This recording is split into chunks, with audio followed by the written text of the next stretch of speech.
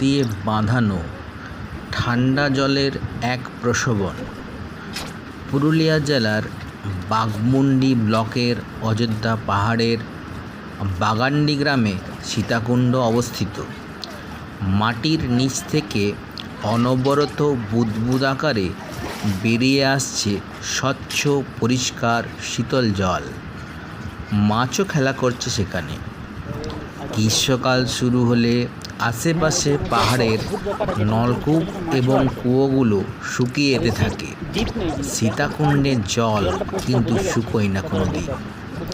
হিন্দু পৌরাণিক কাহিনী অনুসারে রাম ও সীতা তাদের অজ্ঞাতবাসের সময় অযোধ্যা পাহাড়ে এসেছিলেন।